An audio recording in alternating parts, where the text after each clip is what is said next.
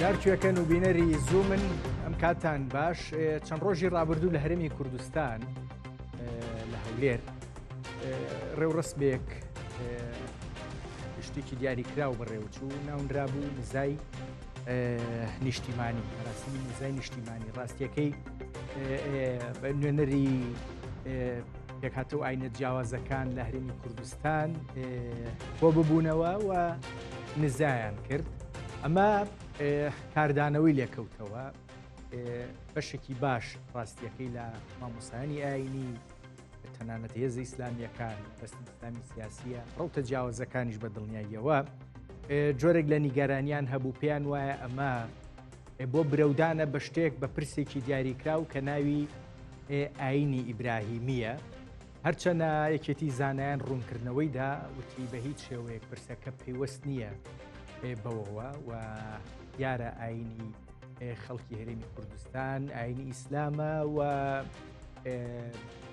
هیچ هەوڵێک بۆ ئەوەی کە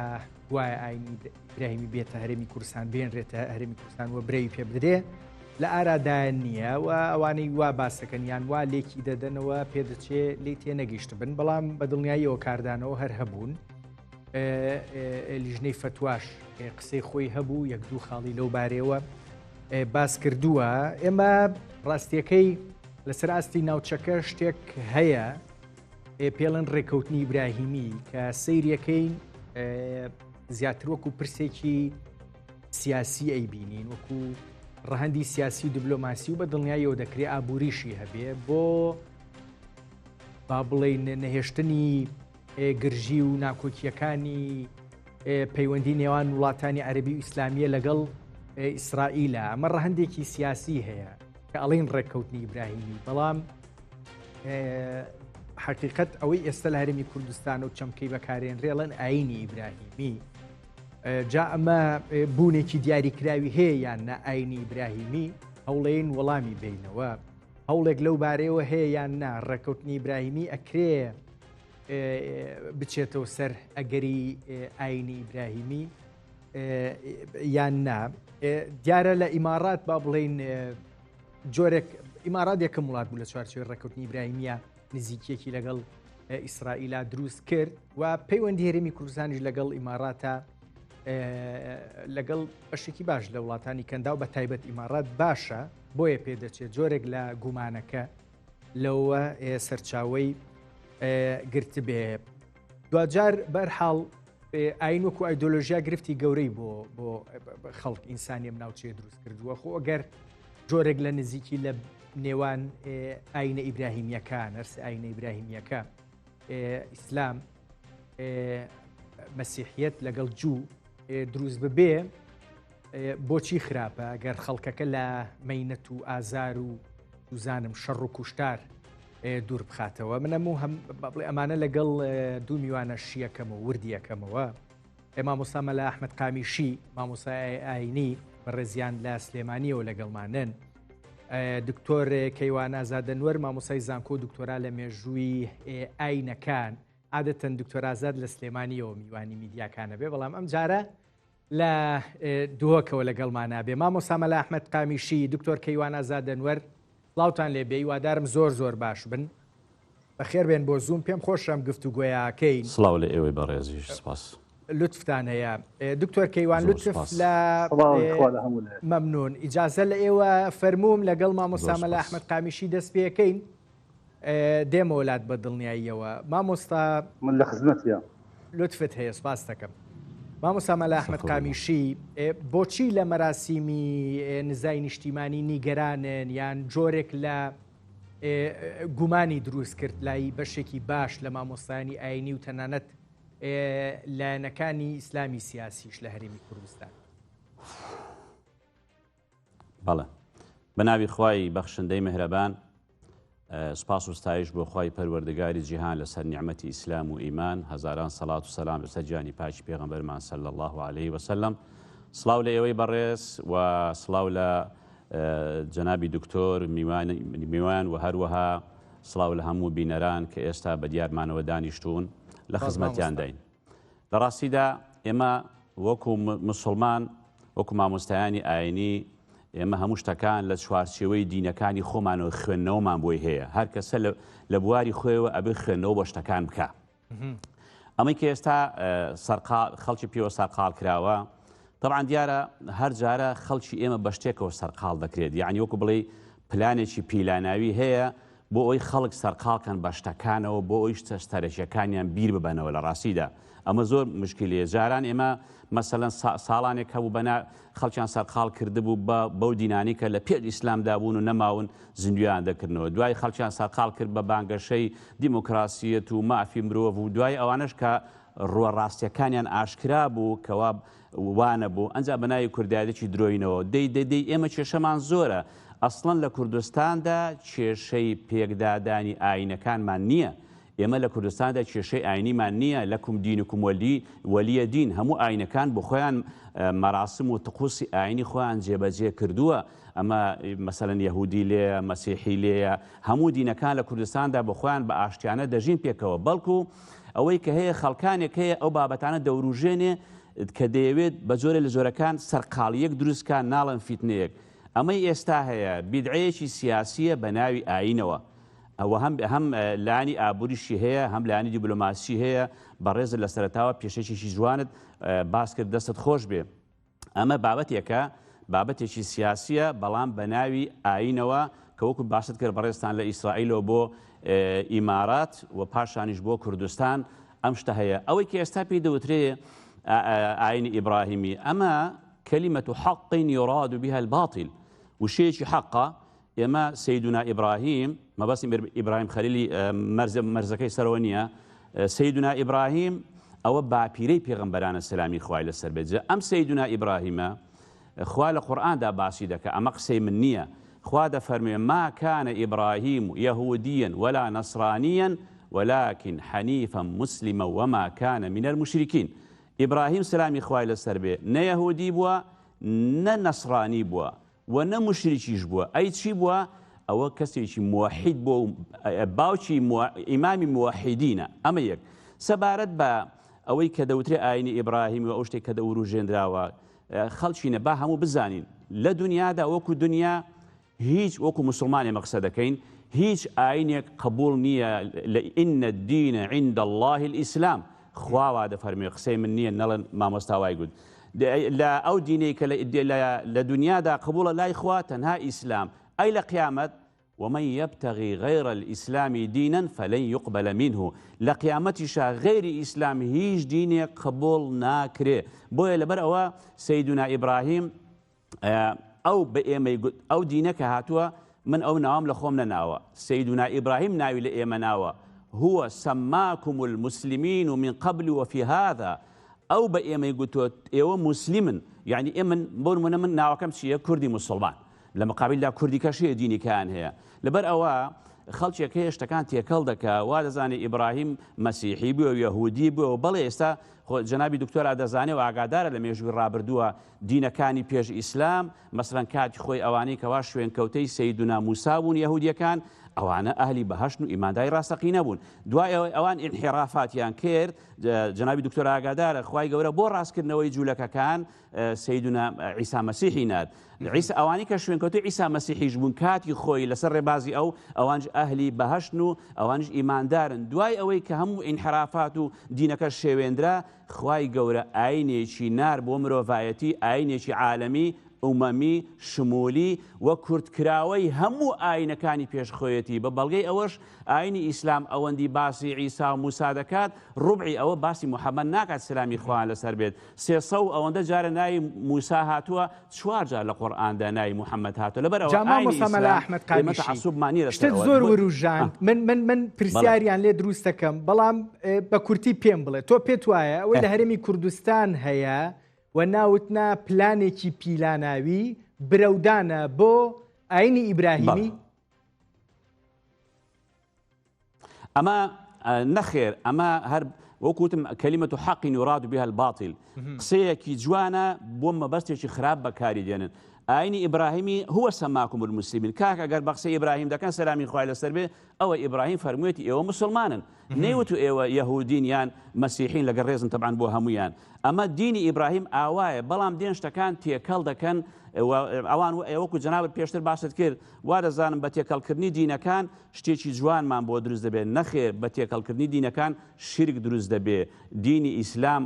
هەموو دینەکان بە هاتنی دینی ئیسلام هەموو دینەکان نەسخ بوونەوە و دینی ئیسلام کورتکراوە و کۆکراوەی هەموو دینەکانە بۆ خەڵکێک وا دەزانێت ئەگەر ئیسلام حاکم بێت لەوانەیە مەسیحی و جوولەکە نەمێنێت نا ئەوە ساڵانێکی زمانێکی زۆر جنابی دکتۆر دەزانێت لە مێژووە لە ژێر حکمی ئیسلامدا ئەم هەموو جوولەکە ژیاوە ئەم هەموو مەسیحیە ژیاوە کەس بەلایەندا نەچووە حتا لە مەسەری دنیاشدا مسلمان بە زۆر بە زەکاتی داوە و غەیری ئیسلامیش جزیەی داوە لە مقابلی زەکاتەکەدا لەبەر ئەوە لەژێر لە شارستانێکی ئیسلامیدا کە تەماشا دەکەی ئەوەندی ئەهلی ذیممە حورمەتی هەبووە وەک مسلمانان هیچ زیاد ئێستاش لە دەسەڵاتدارانی حکومەتی هەرێم خۆ ئەوەندەی کەوا ڕێز لە غەیری ئیسلام دەگرن ئەوەندە ڕێز لە مزگەوت و مسلمانان ناگرن بۆیە یعنی وەک مەبەستم ئەوەیە بڵێم زیاتر خزمەت لە دینەکانی کەش دەکرێت بۆیە لە کوردستاندا ئێمە پێکەوەژیانمان هەیە و وەشێشەی ئاینەکانمان بەڵام دەوروژێندرێ بە مەبەست من دوای پێم بڵێ بزانم مەبەستەکە چییە دکتۆر کەیوان بە دڵنیاییەوە با بڵێن ئەم جەدەل و گفتوگوێت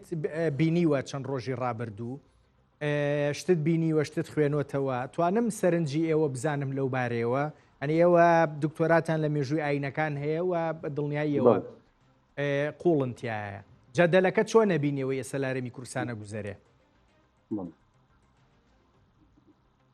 بەڵێ سەرەتا بە ناوی خوا سڵاو بەڕێز ڕێز و هەموو مۆژناوی مامۆستا مەلا ئەحمەدی خانشی هەلی ڕستاکەوتی مۆژنابی هەیە چەند درستێکی باشی بۆ خوازم ڕاستیەکەی من بۆ پسپۆڕی مێژووم کە ئەمانە بە ئاسایی وەرەگرم ینی ئاسایی مەسم چیەکەداوتر لە مێژووی کووردا لە مێژووی مرۆڤایەتیدا پسپۆڕی بواری مێژووم ئەوەندە نەهامەتی ناڕەحەتی ئەوەندە تێکدادان ئەوەندە شتی سەیر و سەمەر و شتی باش و شتی گەورە ڕووی داوە ئەنی لای پسپۆڕێکی مێژووم بۆ تەشتی ئاسایی کە مێژوو کە خوێنیتەوە هل مێژووی مرۆڤایەتی سەگەر حەسەبی ئادەم سڵای خوا لەوێ تا بەمڕۆ ئەگات هەزاران پێغەمبەراتون سڵای خوان لەبێ هەزاران قەسایەتیاتون هەزاران دیکتاتۆر و تاگەڕە و چەکداراتون هەزاران وێرانکەراتون ینی بەڕاستی بۆ ئێمە پسپۆڕی مێژوو تەشتێکی ئاسایی ئەمانی کە ڕوئەدا ینی بەلامەوە چکە ئەو نەشتی خراپ بوو شتی باش هەر لە مێژووا بینداوە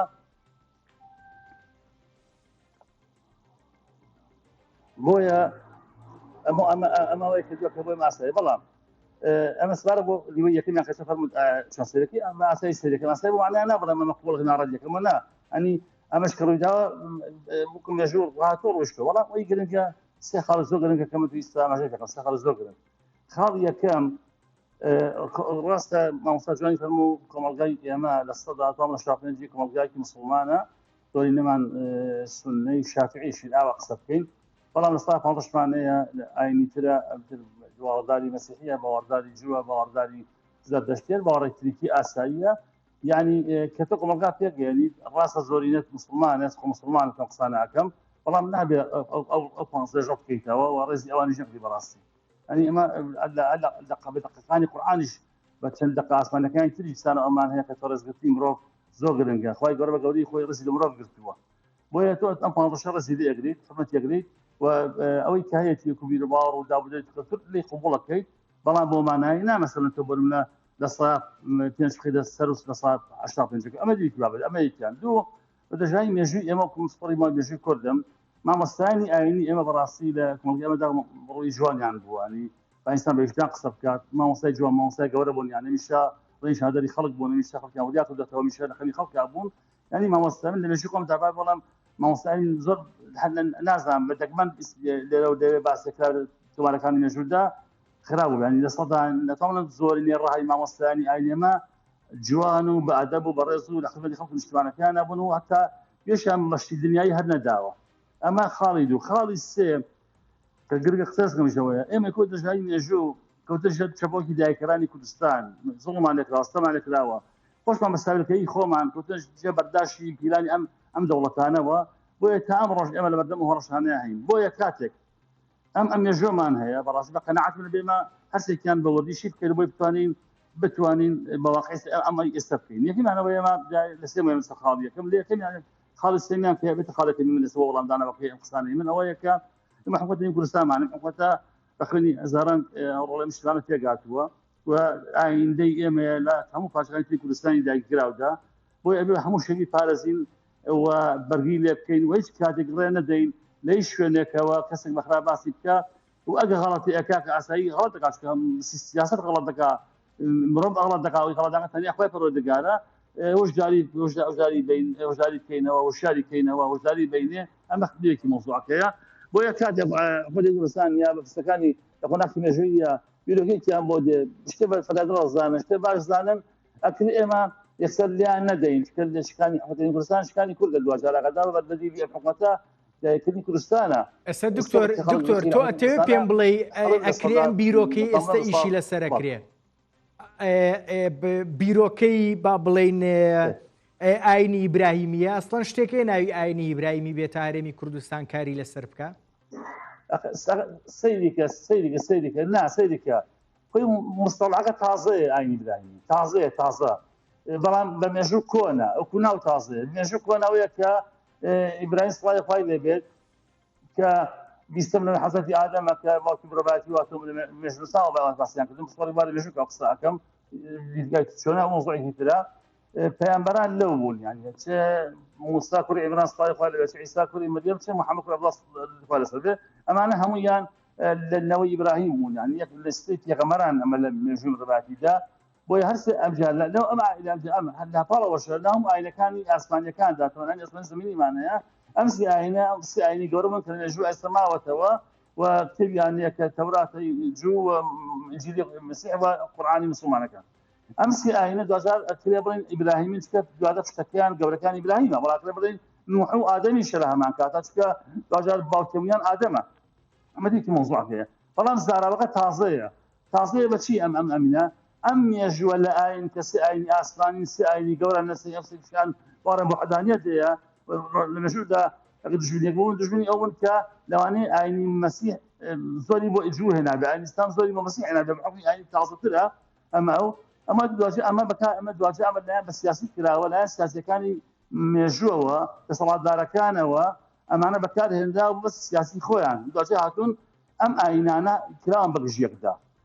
خاڵی گرنگەوەی مامۆستایەکی ئاینی بەڕێزی موسڵمانی ئێمە ئاساییە بەرگری لە دینەکەی بکە لێ ڕسوڵان بکە لە دین بکە لە ئیسلام بکە بەڵامشەوە قەشێک مافی خۆی بەرگری لە ئاین مەسیحی بکە حەقامێکی مافی بەرگری لە ئاینی جوو بکە دوجار سیاسیەکان دێن بۆ بەرژەوەندەکانی خۆیان لە مێژوودا دێن ئەم ئاینانە مثلا دەوڵەتێک مەسیحیە مەسیحیەکە بەگەش جووە دەوڵەتە جوولەکەیە و ئیسرائیلێکە بەگەش مسلمانەکانە دەوڵەتە مەسەڵ مسلمانە و ئێرانێکە بەگەش ئیسرائیلە ئەم سیاست دینەکانە بەگەش یەکداکات ئەم دینانە کێشەیەکیان نییە لە واقعدا یەک مێژوویان هەیە باوەڕیان هەیە دکتۆر کەیوان ڕاستیەکەی پرسێکی گرنگە دوورژان بەستەوە بە سیاستەوە ئەمانە باشت کرد ئەوەت کرد من دواتر پرسیار لەو بارەیەوەکەم بەڵام مامۆستا مەلا ئەحمەد قامیشی وتت با بڵێن حەزرەتی ئیبراهیم هەر لە قورئانیشە قورئانی پیرۆز وا ناوی هاتووە کە نەسڕانی نەبووە یەهودی نەبووە موسلیمی حەنیف بووە ئەگەر وا بێ بۆ خراپە شتێک بە ناوی دینی ئیبراهیمی دروست بکرێ ئەم دینە ئیبراهیمیە موسلیمی حەنیف بێ و دینەکانی دیکەش کە هەردووکیان هەر ئیبراهیمین بێنە ناویەوە ئەمە بەم معنایە نابێنە ناو ئیسلامەوە بێنە ناو ببن بە موسڵمان ببن بە ئاینێکی دیکە کە پێڵێن ئاینی ئیبراهیمی و با بڵێن ئێوەمانان مەترسیەکەتان لەسەری هەیە ئەگەر وا بێ ئەمە بۆ خراپە ئەوان جارە چی ئەم دینی ئیبراهیمی دروست کردووە خۆی دینە بێ چێ دروستیکە سیاسێک ڕێگە ڕێزم بۆ چاکەکان سیاسێکی بێدین و درۆزن دروستیەکان نەخێر کەسێکی نەشارەزە لە دین دروستیەکان نەخێر دین دەبێ ئەڵڵا دای بنێت جەلە جەلالوه لەگەڵ پێغەمبەرەکەی بۆ پێغەمبەرەکەی دەنێرێ دین من و تۆ ناتوانین دای بنین کە ئەنجا لە پاشاندا دینی ئیسلام خۆ پێغەمبەری ئێمە دەچێتەوە سەر حەزرەتی ئیبراهیم حەزرەتی ئیبراهیم سەلامی خوا لەسەر بێ بۆ خۆی قبوڵی نییە ئەو بە ئێمەی وتووە هومە سەماکم المسلمین ئەو ئێمەی ناساندەوە بە مسلمان یعنی ئێستا ئەو قبوڵی نییە من ناوێشکەش لە خۆم بنێم من کوردی مسلمانم ئەویان کوردی جووە ئەویان کوردی مەسیحیە ئەمانە هەمووی ڕێزی خۆیان هەیە بەڵام ئەگەر تۆ دەڵێ مەبەستمان پێکەوە ژیانە یعنی ئەوە ناکرێت چەند کەسێک کۆبێتەوە بیکێ بە نوێنەری دی ئاینەکان و ئەمە پێکەوە داوەتێکمان خوارد. پێکەوە ژیان ئاوا نابێت، پێکەوە ژیان بەوە دەبێت کە ئێمە عەدالەت بەرجەستە بکەین، کە ئێمە یاسای شەریعەت سەروەرکەین. ئەنجار ئەوان باشە ئەوانی کە دەیانەیە بەو ناوە پێکەوە ژیان بکەن. من پرسیارێکیان لێ دەکەم، ئایا دینی ئیسلام نوقسانە؟ تۆ بچی دینی مەسیحی یەهودیشی بۆ بێنی؟ ئەگەر نوقسانە پەنا بەخوا ئێمە بەلای ئەمە نوقسان نییە، کەواتە ئەوانەی کە ئەم دینە دێنن. مامۆستا مەلا ئەحمەد وەڵا کە باسی پێکەوە ژیانەکەی ئەوەی من گەڕام ئەمڕۆ و هەوڵەما بۆی بۆ بەرنامەکە نەختێ باش بم ڕاستیەکەی ئەوەی کە مەسەلەی پێکەوە ژیانیان چەمکی پێکەوە ژیانی بەکارهێنا سەرۆکی یەکێتی ئەوە لێرە لە کوردستانی ئێمە هەیە، بە سەرۆکی یەکێتی زانایانی وتی ئەو پرسە هیچ پەیوەندێکی بەوە نییە و پەیوەستە بە مەسلەی پێکەوە ژیانەوە. تۆ گومانت هەیە مەسەلەکە ئەم کۆبوونەوەی ئێستاوە نازانم شاشەکە ئێمە گومانمان هەیە، ئێمە گومانمان هەیە شتەکە مەسەلەن بە ناوی دینەوە لە دین بدرێ، هەر دینەکەش قبوڵی نییە، غێری لە ئیسلام قبوڵ نییە بۆ موسڵمان. ئەگەر باسی پێکەوە ژیان بکەین خۆ ئیسلام هەر مەزلومە ئێستا، خۆ ئیسلام زاڵم نییە. ئێستا ئەوەی کە لە ڕووی سیاسیەوە یەهود و نەسارا دەسەڵات دەژێڕن، خۆ ئیسلام ئەمڕۆ جێیشی نییە و کەسی نییە. لەبەر ئەوە ئەگە مەسەلە پێکەوە ژیان بێ، جنابی دکتۆر ئاگادارە، یعنی ئەو پێکەوە ژیان لە شارستانی ئیسلامیدا هەبووە، هەر لە نمونەی خۆمان لە شارە حیاتەکەی خۆمان لە سلێمانی ئەوە گەڕەکی جوولەکان هەیە. زمانی کە ئاگە ئەحمەدی شێخ بە نمونە بۆتان دێنمەوە کە ڕەحمەتی خوای لەبێت لە مزگەوتی گەورەی سلێمانی ئەو هەموو جوولەکەی لێ بۆ بازرگان بوون و جوولەکە عادەتەن دوکان و بازاڕیان هەبووە. یەکێک لە جوولەکەکان ناوی خاڵە عەبەدیا بووە، حتا ئەوەندە تێکەڵی موسڵمانان بۆ تێکەڵی کە ئاگەحمەدی شێخ بووە وتوانە کە ئاگەحمەدی شێخ بخوا بێت تەکلیف بکەی لە خاڵە عەبەدیا بەڵکو موسڵمان بێ، یعنی پیاوێکی سەرڕاز بووە. بەڵام تەبعاً لەبەرەوەی جوولەکە بۆ موسڵمان نەبوو، ئەوە غێری ئیسلام حیسابە، ئەویش توێتی لێگەڕن وازی لێ بێنن. دوای کە پێی وتووە حتى وەکو سوعبەت یعنی توێتی وڵی جنابی شێخ ئەگەر ئیسلامەتی وەکتۆ بێ پێم ناکرێت، بەخوای وەگە خەڵکەش بێ هێندێکیان خۆڵ بڕن بەخوای خۆم باشترە. بۆ نمونە یعنی پێکەوە ژیانێکی زۆر لە وڵاتی ئێمەدا هەبووە، ئێستاش ڕێزێکی زۆر هەیە ئەگەر دەستی فیتنە لێگەڕێ. ئێمە هیچ کێشەمانی، ئێمە کێشەی نەتەوەییمان هەیە، ئێمە کێشەی ئیداریمان هەیە، ئێمە کێشەی گەندەڵیمان هەیە، ئێمە کێشەی خاکمان هەیە، ئێمە کێشەی دنیای کێشەی ترمان هەیە. زۆر پێم خۆش بوو کاک مامۆستا مەلا ئەحمەد قامیشی ببوورە باخسەکە تەواو بکەم. ببوورە ئەڵێ کابرا نەخۆشی دڵی هەبوو جوانکار و لوتیان بۆ دەکرد. ئێمە جارە نەخۆشی دڵمان هەیە چکەگە دڵەکە وەستا بەلوتەوە دەڕوە. لەبەرەوە ئێمە بەڕاستی دینی ئیبراهیمی بۆ وەلانانی دینی ئیسلامە، لەبەر ئەوە قبوڵ کراو نییە. باش اینجا ئەوەی بیستراوە ڕاستیەکەی ئێمە ڕێکەوتنی ئیبراهیمیمان بیستووە نەک ینی لە ناوچەکەیە. من پێم خۆش بوو ڕەهەندی سیاسیت باس کرد و ئێمە گرفتی نەتەوەیمان هەیە، ئەکرێ وەکو ڕەهەندێکی سیاسی باسی بکەین. ئارەوەڵڵا ئەو ڕێکەوتنە ئیبراهیمیە ئەگەر ببێتە مایەی جۆرێک لە دەستکەوتی سیاسی بۆ کورد، بۆچی خراپە؟ ئەگەر لە دینەکەم نەدا و دینەکەم مەسەن بۆ لەدانی ئیسلام نەبێ، ئێمە لەگەڵ هەموو پێکەوە ژیانیەکان پێغەمبەر خاصام لە حلف الفوزوڵا بەشدار بووە کە ئەو کاتی پێش ئیسلام بوو، بەڵام بەرژەوەندی گشتی تێدا بووە. بەڵام ئێمە ئەو شتانە کە تەماشا دەکەین دەبینی چکە ئێمە دینێکمان هەیە، ئەگەر ئەم دینی ئێمە پێکەوە ژیانی تێدانە لەگەڵتانم، بەڵام دینی ئێمە پێکەوە ژیانە، دینی ئێمە عەدالەتە، دینی ئێمە یەکسانیە. لەکوێ بینیوتانە یعنی بەناوی ئیسلامەوە ینی کراوە بەناوی ئیسلامەوە، بەڵام بە درۆ حیزب دروست کراوە بەناوی ئیسلامەوە، بەڵام ئەوە ئیسلامی ڕاستەقینە لەکوێ پەلاماری غێری دینەکانی کەیداوە مەگەر کابرا لە شەڕا بەگژتدا بێ. لەبەر ئەوە ئیسلام بۆ خۆی پێکەوە ژیانە. ئەرێ خەڵچینە ئیسلام دەڵێ سەلام عەلەیکم، سەلام یعنی ئاشتی، هەروە تەماشاگە یعنی ئاشتیتان لەسەر. ئەنجا هیچ لە ناوەکانی خوا ئەڵڵا جەلە جەلالوهو ئەسسەلام، یعنی خەڵک وا دەزانێت ئەگەر ئیسلام کاکە ئەگەر ئێمە لە ئیسلام دوورکەوتین و بۆمان لێ ئیسلام حاکم بێ. من حەزەکەم بە کورتی لە ڕەهەندە ئەوە سیاسیەکە باسمان کرد چۆنە و چۆن نییە، لە ڕەهەندە ئاینیەکەی شۆ ئێمە ناتوانین بای ئەوەندە خاڵی هاوبەش لە نێوان ئاینە ئیبراهیمیەکانە هەرسێکیان بدۆزینەوە کە ڕاستیەکەی جۆرێک لە نزیکی یەکانگیری دروست بکرێەوە. چوزانم ئیتر هەندێک ناکۆکی ئادەی چۆن بۆ هیچ نەبێ هەرسێکمان خاوەنی یەک خودداین بە تێگەیشتنە ئاینیەکە. بەڵێ هەمومان هەرسێکمان خاوەنی یەک خودداین، بەڵام من دەڵم ئەڵڵا تەنیایە شەریکی نییە، ئەو دەڵێ کوڕی هەیە، ئەو دەڵێ خزمی هەیە. ئێمە خاوەنی ئەڵڵان جەلە جەلالوهو، بەڵام بەبێ شیرک. ئەنجار ئێمە بۆچی زۆریش لە مۆزوع هین بکەین لیژنەی فتوای بەڕێز سەرۆکی زانان مەسەلەن سەرۆکی لیژنەی فتوا قسەی کردووە یعنی ئەمانە وەکو نوێنەری ئەم خەڵکەی موسڵمانەوان کەوا حتا دوعاکردنی ئەو سەرۆکی لیژنەی زانان فتوا فەرمووی قسەیەکیشی ڕاستە کە فەرمووی تۆ دوعا ئەبێ کەسانە دوعا بکە کە شیرکی تیان نەبێ کە مشریک نەبێن بۆ نمونە لەبەر ئەوە ئێمە خاڵی هاوبەش ئێمە هەموو ڕەحمەتەکان لە دینەکەماندا هەیە و لەگە هەشتێکی جوانیش هەر کەسێ بیکە دەستخۆشی لێ دەکەین لەکم دینکم وەلە دین مەسەلەن بۆ نمونە ئەگەر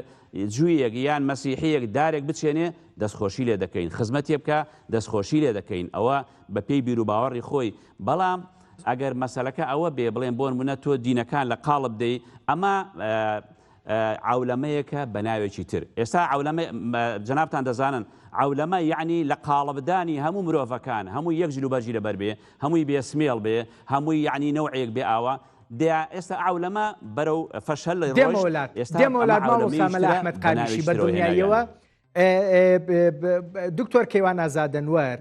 ئێمە ئەوەی هەیە لەسەر ئاستی ناوچەکە یعنی ئێمە ڕێکەوتنی ئیبراهیمیمان بیستووە ئێستا ئاینی ئیبراهیمی ژەبیستین تۆ پێم بڵێ ئەوەی هەیە ڕەهەندی سیاسی هەیە یان نەخی ڕەهەندی ئاینیشی هەیە ئەوەی لە ناوچەکە خەریکە من و تۆی بیستین و چوزانم ئەوەی هاتۆ تارێمی کوردستانی ژەو نیگەرانی دروست کردووە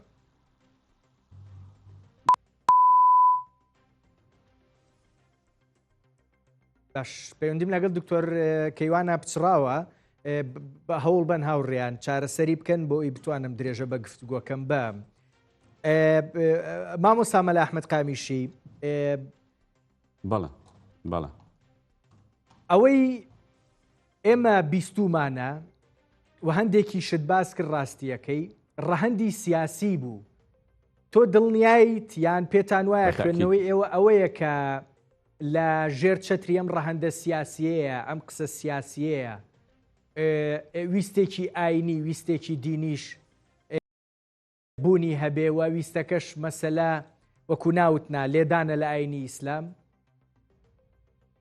بەڵێ ئەمە بەڕاستی پرسێکی سیاسیە بە ناوی دینەوە بە تیرێکی دوو نیشانان دەپێچێ هەم لە دینەکەش دەدا هەم پرسێکی سیاسیە و ئیسرائیل و ئیمارات و زلهێزەکان ڕازی دەکات بۆ ئەوەی کەسپێکی سیاسی بێتە ئاراوە ئێمە وەکو موسڵمان لە غێری ئیسلام هیچ دینێکمان قبول نییە وەکو موسڵمان هەر موسڵمانێک غێری ئیسلامی قبول بێ لە ئیسلام دەچێتە دەرێ ئەمە دینەکەمان ئاوایە ئێمە تەنها موحیدین ئێمە تەنها ذاتی ئەڵڵا دەپەرستین دینەکەیشمان ئەگەر نوقسانی هەیە پێمان بڵێن بە تاکید هیچ نوقسانێکی نییە بەڵام ئەم مەسەلەی ئەوەی کەوا پێکەوە ژیان خەڵچینە دەوڵەتی ئیسلامی لە مەدینە لە سەردەمی پێغەمبەر صلی الله علیه وسلم دەستوری مەدینە بخوێنەوە جەنابی دکتۆریش ئاگادارە یعنی ئەو دەستورە دانراوە جوولەکە لە ژێر سایە بووە بتپەرست لە ژێر سایە بووە مەسیحیەکان موشریکەکان موسڵمانەکان یعنی ئیسلام ڕەحمەتێکە بە معنای کەلیمە بەڵام ئێستا غێری ئیسلامەوە ناشیرن دەکرێت و بە شێوەیەکیشاندرەوە شتێکیە من دوو پرسیار لەو بارەوەکەم یەکەم باسی پێکەوە ژیانت کرد هەر بەڕاستی بە ئینساف گوتاری هەندێک لە ڕەوت و تێگەیشتە ئیسلامیەکان با بڵێن جا تۆ ناوێنەی ئیسلام نییە یان چی بەڕاستی ئەویان پرسێکی دیکەیە یعنی دژی پێکەوە ژیان نییە لە ویستە سەرەکیەکەی ئەوەی تۆ باسیەکەی کرۆکی ئیسلام ناوەڕۆکی ئیسلام پێکەوە ژیانە بەڕاستی بەشێک لە گوتارە ئیسلامیەکەی هەندێک لە ڕەوتی ئیسلامی ئەزانی باسی چیەکەم دژیم پێکەوە ژیانە نییە زۆر ڕق نییە بەرامبەر بە چوزانم زۆر بەیشتەکان کاڵم زۆر بەیشتەکان هەر بەڕاستی زۆر ڕق نییە بەرامبەر ئەو تێگەیشتنە عیرفانیە جوانەی کە کوردیش بۆ ئاینی ئیسلامی هەبوو کو ئەو تێگەیشتنەی 100 ساڵ لەمەوە پێش لە ناو کووردا بۆ ئاینی ئیسلام هەبوو لەگەڵ ئەو تێگەیشتنەی ئێستا لە بەشێکی زۆر لە مزگەوتەکانی هەرێمی کوردستانە بۆ ئاینی ئیسلام هەیە وایە یان نا ئەزانی چۆنە کاکە ڕەنج ئێمە نابێ بە حەز و ئارەزوی من و تۆ قسە بکەین ئێمە بە باڵگە قسە دەکەین ئێمە میتۆدی ئێمە مەرجعی ئێمە قورئان و سونەتە ئەم شەریعەتەیە عادەتەن قسەی حەقیش ڕقە کەس ناتوانێت هەموو خەڵک ڕازکە ئێستا خۆ نیوەی خەڵک لە خوار ڕازی نەعوذ بالله لەبەر ئەوە کاتێک قسە حەقیقان دەکەی خەڵکانێک کە ئاگادارنی لە ئەسڵی دینەکە ئەوە باڕقی دەزانێ بەڵێ لەوانەیە هەندێک لە مامۆستا هەبێت مەسەرەن وەکو پێویست ناتوانێت ئیلقای بکە ئەدای بکە یان معلوماتی بەو شێوەیە نەبێت بەڵام ئەگەر تۆ بەراوردی مامۆستای کۆن لەگەڵ ئێستا بکەی ئەی بۆ بەراوردی زروفەکانیش ناکەی کاکە زروفی زمانی قەدیم کەسێک نەبووە بڵێ ئیسلام درۆیە و وەرن با ئەو دینی لا بندینێکی ئیبراهیمی بێ و جێندەریزم و فێمێنیزم و مارکسیزم و هەموو ئیزمەکان لە ئارادا نەبوون و ئەو زروفی ئەو زمان لەگەڵ ئێستا جیاوە ئێستا مامۆستا پێویستە وەڵامگۆی ئەم ڕۆژگارە بێ ئێستا من ناتوانم تەنها باسی سەرفترۆ زەکات بکەم دەبێ لە ڕوانگەی دینەکەمەوە وەڵامی مافەکانی ئافرەتان وەڵامی مافی کورد وەڵامی نەتەوەی کورد باسی پرسە سیاسیەکان هەمووی لە شریعەتی ئیسلامدا هەیە و دەبێت لەو دێمەولات بەدڵنیایەوە خزمەتی نەتەواکەمان بکەین. دکتۆر کەیوان پەیوەندەکە وەرگیراوەوە دکتۆر پرسیاری ئەوەم کرد ئەوەی هەیە لەسەر ئاستی ناوچەکە جا نازانم ئەگەر ئەشی بەستیتەوە بۆی هەرێمی کوردستانەوە یان نا هەر بەڕاستی ڕەهەندی سیاسی هەیە یان نا ڕەهەندی دینیشی هەیە تۆ پێم بڵێ. بەڵێ جارێ بەر لە شتێک شتە بەلای ئاینی ئیبراهیمیەوە نییە ئەزانی ئاینی ئیبراهیمی مستەڵحێکا دروست کراوە بۆ پێکوەسیێن ئاینی ئاسمانی بەیەکەوە وئیلا ئەگەر کەسێک بەسەر بۆ مامۆستایەکی ئاینی بەسەر مەلایەک بێت ئاینە دروستکە لە نفسیانە خۆ قەشە مەقاحامەکە قبوڵی نییە قەشەکەیەک قەشەیەکی کە حاقام و مەلاکە قبوڵی نییە بۆیە بەنای ئاینی ئیبراهیمی شتێک نییە بەڵام ئەتوانی بڵێ هەر سێ ئاینی ئاسمانیەکە ڕیشەکانی ئیبراهیمی خەلیلەکەی کە لە پامەرانی مەژموع ڕەباتی ئەمەیەکیان ئەنیم ئاینە زارەکە دروست کراوە لە هەندێک کەسایەتیەوە کە ئەسڵ لە احتمال دینی شتێ نەگەیشت ئەمەیەکە لە خاڵەکانە خاڵی دوو کەینە سەر بابەتی ڕێکەوتی ئیبراهیمی ئەمە اعتیادیە لەبینی هەر سێ ئاینەکەدا مادەسێکی ئاسمانی مادەمەسێکیان لەسەر واقع لەسەر زەوی دەوڵەتیان هەیە ئەمە ئەو ئەکرێ ئەمجا سیاسیەکان علاقە بە مامۆستا ئاینی نییە مەبەت کەوت ڕێکەوتن ینی لە دین دەرەچێتر ئەبێتە خەڵکی سیاسی دێن مثلا بۆ دەوڵەتی ئیسرائیل دەوڵەتی ئیمارات مثلا دەوڵەتی مثلا فاتیکان یا دەوڵەتی ئەڵمانیا بۆ نمونە وەکسە دەوڵەتی مەسیحی و مسلمان و جوولەکە ڕێەکەون سێ دەوڵەت لەسەر لە بەرژەوەندی کۆبنەوە بەژەوەندی سیاسی ئابووری کۆمەڵایەتی زۆر تەبیعیە محاڵەتە کورسی سەختیش نییە ئەزانی ئێستا مەقصەوەی بەڕێز دەکەم تا لەسەر تاسەر دنیادا کەسایەتێک نییە ڕابەراتی ئاینی ئیبراهیمی بکە شتیوان نییە ئەوەشی دیعاکەوان نییە دوور ئەمە دروستکرا وان نییە تێمەتی ناوەکە هەیە وەکو لە مێژوودا بەڵام ئەم ناوە نەتەس ئەجواقع وەکوت بکوتن ئاینی بوزی زەردەشتی مەسەلەن ئاینی مەسیح ئاینی ئیسلام ئاینی تاوی ئەمە هەبێت شتیوان نییە کە ڕێکەوتی سیاسی بێت ڕێکەوتی زۆر ئاساییە دەوڵەتە تۆمان دەوڵەتت هەیە بارم بە ئەو تا دەوڵەتی سعودی لەگەڵ ئیسرائیل علاقە پەیوەندی هەیە دەوڵەتی تورکیا لەگەڵ ئیسرائیل پەیوەندی هەیە جاوەڵا دێمە سەری ئەوە دکتۆر کەیوان ئەوە دێمە سەری بەڵام لە ڕەهەندە ئاینیەکەەوە پێم بڵێ بەڵام لە ڕەهەندە ئاینیەکەی شۆ حەزەکەم بۆم ڕوونکەیتەوە خاڵی هاوبەشی سێ ئاینە ئیبراهیمیەکە مثلەن خاڵی هاوبەش بای ئەوەندە هەیە مثلەن بکرێت بنەمایەکی یەکان گیر کویان بکاتەوە ئەمسیانە لە ڕووی دینیەوە دکتۆر بەڵێ بەڵێ هەرسێکیان جارێ خوانێکە پەروەردگاری باڵستە هەرسێ پێغەمبەرەکە لێک شوێک نەک بدا ماڵێک نەژادن ئەمە یەک هەرسێک کە بە ئاسمانیەکە ئەگەر بێت توان دەقی لە ساریکراوی تەورات و ئینجیل دەربێنی هەمووی پەیامی جوانن کە بڕۆ ئینجیل بخوێنەرەوە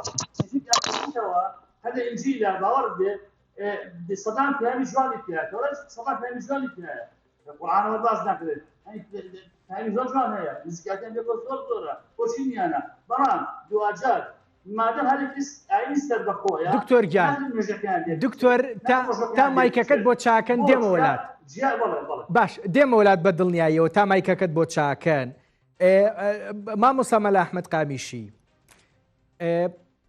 بۆچی بۆ گیانی عەرەبی ئاساییە ئەم نزیکیە دروست بکات لەگەڵ ئیسرائیلە جا بە ڕەهەندی سیاسی وێیان ئەگەر ڕەهەندی دینیش بگرێتەوە ڕاستیەکەی جۆرێک لە پێکەوە ژیانی ئایدۆلۆژی ئاینیش لەگەڵ جووا دروست بکە بۆچی بۆ تورکیا ئاساییە پەیوەندیەکی دیاریکراوی باشی لەگەڵ ئیسرائیلا هەبێ خۆڵاتێکی موسڵمانە بۆچی ئێمە لە ڕەهەندە سیاسیەکە و ئەگەر بکرێت لە ڕەهەندە ئایدۆلۆژیەکەشەوە جۆرێک لە نزیکی دروست نەکەین بەڕاستی ئەم دووریە ئەم ناکۆکی ئایدۆلۆژیە دوورخەینەوە لە دروستکردنی بەڵای زیاتر بۆ ئینسان لەم ناوچەیە ئاینی ئیسلام ئەگەر دەوڵەتی هەبێ دەسەڵاتی هەبێ ئەوە نییە بڵێ وڵا کەس نییە لە هەما لە ناوبەرێ خوا دەفەرمێ زۆرینی خەڵکی بێدینە ئاینی ئیسلام زۆر ئاساییە لەگەڵ هەموو دەوڵەتەکان لەگەڵ دەوروبەری ئەگە تەعادای لێ نەکەن ڕێکەوتنی هەیە مثلەن پێغەمبەر صلی الله علیه و سلم ڕێککەوتووە لەگەڵ مثلەن پەیمانی هەبووە لەگەڵ جوولەکەکان یعنی ئەوە نەبێ ئاینی ئیسلام هەر پشت و بڕین بێت شتیوا لە ئاینی ئیسلامدا نییە لەبەرەوە بە ناشینیا پیشانداوە زۆر ئاساییە ئاینی ئیسلام وەکو ڕێککەوتن دەتوانێت لەگەڵ خەڵکانی تر ڕێککەوێت خاڵی هاوبەشیش زۆرە بەڵام مشکلەک عنی مەسەلەن ڕێککەوتنی دیبلۆماسی هەیە ڕێککەوتنی سیاسی هەیە بەڵام لەسەر حیسابی دینەکەینا لەسەر حیسابی عەقیدەنا ئەنجا ئەو نمونەیەکی هێناشتەوە ئەوەی ئیمارات ئەوەی وڵاتانی کەندا و دەستیان ناوەتەیە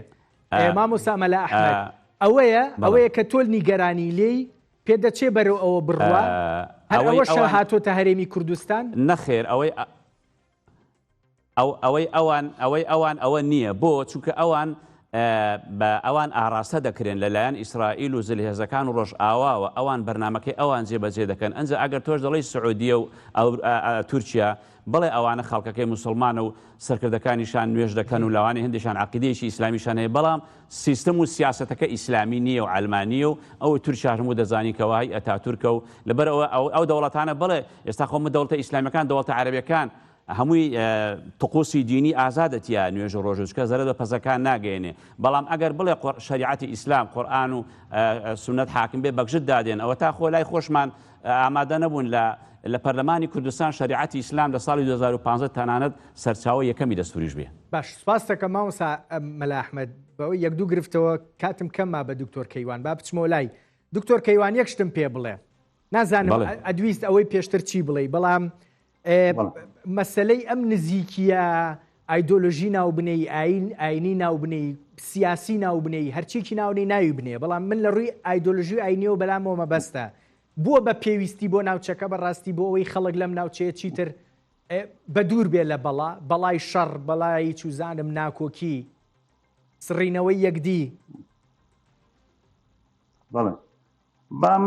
با من شتێک بۆ ڕووکەمەوە لە سەرتاسەری دنیادا هیچ دەوڵەتێک نییە دەوڵەتێکی ئاینی تەواو بێت بامە ڕاستکەینەوە دین ئەو کاتە جوانە کە پێویستی دیوان خوددا و مرۆڤە دیکە چە ناو سیاسەتەوە ئیتر لە دین دەرەچێت ئێستا سعودیە خۆ مەکە و مەدینە ماڵی خوا مەزار پێغەمبەری خوا دوو خوارد لەسەر شاری مەدینەیە بەڵام بنەماڵەی دەوڵەت سعودیە دەوڵەتێکی سیاسیە ناتوانێت پابەندی شەریعەت لەوە خۆی دەقاوت یا دەوڵەتی مەسەڵ ئیسرائیل کە بە حساب جوولەکەیە جوولەکە خۆی بەجێ ناکات لە ئیسرائیلە سیاسەت دەکات ئەزانی سیاسەتکردن جیا دینداری جیایە بۆیە ئەوەی ئەمڕۆ لە دنیا دەبژدەرێ سیاسەتە دین بەڕێوە دەبا سیاسەت دین ئاراستە ئەکات سیاسەتە دین ئایا بەگەشێراو دین ئاش دەکاتەوە بە بڕوای من ئیتردا بۆ چوونی خۆمە کرێ هەڵەبم دیگای خۆمە دزیکردنەوەی ئەم سێ ئاینە لە ڕستێکی سیاسەتی خراپ نییە بۆ ئەگەر ئیسرائیل و مسلمان و مسیح یەک بوون بەیەکەوە ڕاستە وێرانەکرا بۆ نمونە بۆ ئەگەر بۆ سوپایتر بۆ شاری هەڵەبجەکەی کە 1970 تیمەبەران کرا بۆ ئیسرائیل تیمەبەرانی کرد یا بەعسی بەناو ئیسلام کردی بۆ ئەنفالێکی کوردستان کە ئەنفال کرا بە سوورەتی قورئانیمان ئەنفال کرد کە قورئانە بۆ شێوەیە نەهاتە کە مامۆستایانی ئاینی ئەو کارزانی بەعس پاسان بۆ هێنایەوە بۆ 1970 کەس 1970 کەسی من کە ئەنفال کرا کە کوردستانی من ئەنفال کرا بۆ مەسیح و ئیسرائیل کردیان باش ئەگە فڕانسە بەتیتی ئەوان کردوێتی کەواتە چه دەوڵەتێکی دینیە کەواتە کاتە مامۆستایانی بۆ دیفاع لەمە دەکەن بۆیە ئەزانی باش تێژیاکەن لەگەڵ دەکا دین جیایە بخۆی دین شتێکی جوانە پاکە بۆ خوداپەرستیە بۆ ڕستی مرۆڤەکانە بۆ ڕستی کەزان و دەوڵەت دامەزراوەکانی ژیانە بەڵام سیاسە شتێکی ترە سیاسە دەوڵەتداریە بۆیە کە تۆ دەوڵەتداری ئەکەیت زۆر ئاساییە ڕێکەوتنی ئیبراهیمیە بێ ڕێکەوتنی مسلمان و هیندۆسی هەبێت تاویە بێ ئەمە سیاسەتە سیاسەت دەوڵەتداری ئەکات ئەوێ خەڵکەکەی بەو شێوە بژێنێت کە ئەوێت بۆیە بە دیرگای مێژوو قساکەم ئاگادار بە چکە من مامۆستای زانکۆم هەوڵەتێکی ئاساییم ئەمە دەسەڵاتدار نیم و مامۆستای ئاینیش نیم و سەرمایەداریش نیم ئەوەیە کە تۆ مێژوو سەیری بکەیت ئەوەی کە ئەکرێ ڕێکەوتی سیاسی ڕێکەوتی ئاینی زۆر تەبیعیە ڕێکەوتی ئیبراهیم لەگەڵ بکرێ بۆ سیاسە زۆر تەبیعیە بۆ سیاسەت زۆر ئاساییە چکە بۆ دواتر دەوڵەتەکانی نزیکەکەیتەوە شەڕیان دوور دەکەیتەوە ئەزانی دوو قسمەی شەڕ هەموو کاتێک خازانجی تایە یعنی ئەگەر لە فەرزی حاڵە مثلا دەوڵەت ئەگەڵماندا بڵ ئیسلامی بۆ نمونە ئیسلامی ئەگەر بۆ نمونە بۆی ڕێکەوتنەکە ئیسرائیل شەڕ بکاتە بۆ خراپە ئەنی ئێستا مسلمانەکان بەعام بۆ غەزە گریان سیارەکە ئەگە غەزە وێرانەکرا باشتر نەبوو دوازە خەڵکی دەستکەوت سواس دەکەم وڵا پرسیارێکی گرنگە دکتۆر کەیوان هەموو کات دانیشتن گفتوگۆ سواس دەکەم با بچمە لای دکتۆر کەیوانجان دەستت خۆش بێ بچمە لای مامۆستا مەلا ئەحمەد کامیشی ئەخی پرسیاری لێکم هەر بەڕاستی ئەگەر ڕێکەوتنی ئیبراهیمی باز لە دینی ئیبراهیمی ناکەم کە نازانم ئێوە پێتان وا بێ لە ژێر چەتری ڕێکەوتنەکە برەو بە دینەکە بدرێیان ناوە دکتۆر کەیوانە هەر شتێک نییە ناوی دینی ئیبراهیمی بێ ئەگەر ڕێکەوتنی ئیبراهیمی بە کورتی پێم بڵێ شەڕ دوور بخاتەوە بۆچی خراپە لەگەڵیدان ئێوە لە ناوچەکە ڕێکەوتنێکی ئیبراهیمی دیاری کرا و جۆرێک لە هێمنی بۆ ناوچەکە بگەڕێنێتەوە و خەڵک لە بەڵا دوور بخاتەوە غەزە لە بەڵا دوور بخاتەوە هیچ نەبێ کاگڕەنج ئەو شەڕ و کوشتار و بەڵاو نەهامەتیەی کە بەسەر ئێمەی کووردا هاتووە ئایا دین هێناویەتی یان بێدین هێناویەتی ئەمە پرسیارێکە ئەگە دەڵێ حیزبی بەعس ئەوەی جەنابی دکتۆر باسی کرد ئیسلامی نەبوو حیزبی بەعس عەلمانی بوو و هەروەها ناسیۆنالیستی عەرەبی بوو بەڵێ بە ناوی دینەوە بەڵام خۆ دین واناڵێ ئەو شتێک کە کردوویەتی هەموو ئەو شتانەی ئێساش کە دەکرێت هەندێک جار بە ناوی دینەوە دەکرێت وەکو بینیمان کاتی خۆی بە ناوی دینەوە چیان دروست کرد و سکرا لەبەر ئەوە دین ئەوە بێدینیە وای لە ئێمە کردووە شەڕ و نەهامەتی ئەوە ئیتیفاقی سایکس بیکۆیە کە کوردستانی دابەش کردووە خۆ ئیمامی عومەر دابەشی نەکردووە ئەنجا دەمەوێت ئەوەش ڕاستکەمەوە ئێمە دین هەر لە بینی بەندە و خوادانیە دین لە بینی بەندە و بەندەکانیشدا لە بینی بەندە و خواشدا چکە شریعەتی ئیسلام چوار بەشە هەر بەشێکی عیباداتە لە بینی بەندە و خوادا بەشەکانی کەی مەسەلەن معاملات و جینایەت و مناکەحات و ئەوانە بۆ مرۆڤەکان هاتووە دین یاسا و ئەحکامە لەبەر ئەوە ئەنجا باسی سیاسەتیش بکەی کاگڕەنج بەرەوە لەگەڵ یادیاننا لە ڕووی سیاسیەوە ئێستا جواب بدەمەوە سیاسەتیش وشەی سیاسەتی ژواتە هوەری بەڕێوەبردن پێغەمبەری خوا دەفەرمێ کانت بەنو ئیسرائیل تەسوسهم ئەنبیاؤهم ئیسلام بۆ خۆی هەم سیواوکە هەم سیاسەتە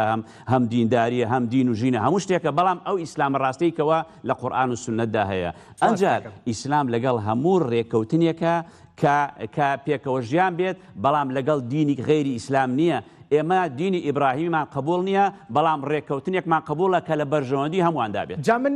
زۆر بە کورتی ڕەوتی ئیسلامی هەیە لەگەڵ ئەو ڕێکەوتنە سیاسیە شانیە لە ئیسلام دەرچووە ئەو ڕەوتە سیاسیە آخر ئەو ڕەوتە سیاسیە لەبەرەوەی بەناوی دینەوە دینی مەسەلەن ئێمە ئەوە دەبێت ئەوە بزانین مەسەلەن لە دینی ئێمەدا دینی یەهود و نەسارا کە ئیسلام هات هەمووی نەسخ بووەوە ئەمە دینی ئێمە ئاوایە لەبەر ئەوە لە غێری ئیسلام لە دین ئێمە قبول نییە ئێمە بڕامان بە تەوراتە ئەسڵەکە هەیە بڕامان بە ئینجیلە ئەسڵەکە هەیە بەڵام ئەوان هەمووی دەستکاری کراوە بڕامان بۆ گۆڕاوی ئێستانی تەورات و ئینجیلە ئێمە ڕەوتی ئیسلامیمان هەیە مینبەری هەیە مینبەر دژی ئەو ڕێکەوتنە سیاسیەیە بۆ ئەوەی چیتر خەڵک نەکوژێ لە ئیسلام دەرچووە ئەو ڕەوتە ئیسلامیە مینبەری هەیە مایکی لە بەردەمایە هەزاران دڵنیا بە هیچ منبەر و مسلمانێک دژی ئەوە نییە کەوە ئاشتی و پێکەوە ژیان بەڵام لە ئیسلامدا چونکە ئێمە نامانەوێت ئیسلام و یەهود و نەسارا یەک ڕیز بێ غێری ئیسلام قبول نییە لە لای مسلمانان سواس دەکەم مامۆستا مەلا ئەحمەد کامیشی مامۆستای ئاینی لە سلێمانی و لەگەڵ مابووی دکتۆر کەیوان ئازادەنوەر مامۆستای زانکۆ دکتۆرا لە مێژووی ئاینەکان ئێوەش لە دووەکەوە لەگەڵ مابوون سەلامەت بگەڕێنەوە بۆ سلێمانی دکتۆر کەیوان سواز بۆ ئێوەش دەستت خۆش بێ بە دوعا